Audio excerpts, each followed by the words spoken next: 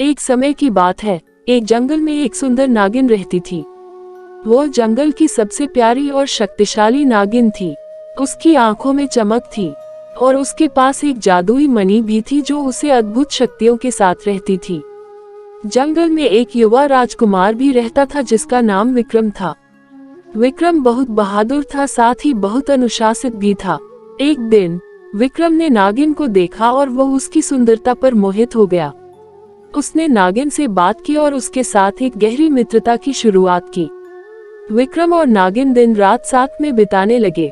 विक्रम ने नागिन की जिंदगी के बारे में और नागिन ने विक्रम के बारे में बहुत कुछ सीखा। एक दिन विक्रम ने नागिन को अपने राजमहल ले जाने का फैसला किया। वह नागिन के प्रति अपनी मोहब्बत का इजहार करने का भी फैसला कर बैठा।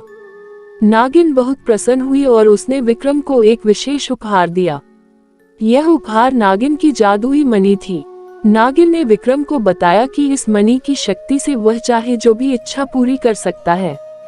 विक्रम बहुत खुश हुआ और वह अपनी इच्छाओं को पूरा करने के लिए उस मणि का उपयोग करने लगा।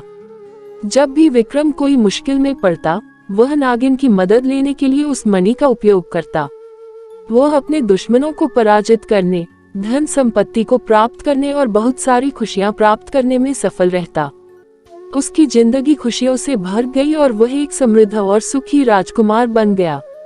लेकिन समय के साथ विक्रम ने अपने शक्तियों पर अधिक आधारित होने लगा और नागिन की साथी को भूल गया। उसने मणि को दूसरों को नुकसान पहुंचाने के लिए इस्तेमाल करना शुरू किया। यह नागिन के दिल को बहुत ही दुखाया। नागिन ने विक्रम को समझाने की कोशिश की, लेकिन वह नाकाम रही। अंततः नागिन ने अपनी जादुई मणि वापस ले ली और कहा कि शक्ति का उपयोग सिर्फ अच्छे कामों के लिए ही होना चाहिए। विक्रम ने अपनी गलतियों को स्वीकार किया और वह नागिन से माफी मांगी।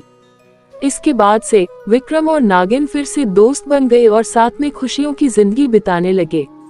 विक्रम ने सीखा कि सच्ची खुशियां और समृद्धि दूसरों की मदद करके प्राप्त की जा सकती है, और नागिन ने देखा कि सच्चा मित्र उसकी सहायता के बिना भी उसका साथ दे सकता है। यही थी नागिन की जादुई कहानी, जो हमें सिखाती है कि शक्ति का सही उपयोग करना, दूसरों की मदद करना और सच्चे और विश्वासयोग्य रिश्ते बनाना हमारी जिंदगी में सुख और समृद्धि का स्रोत हो सकता है।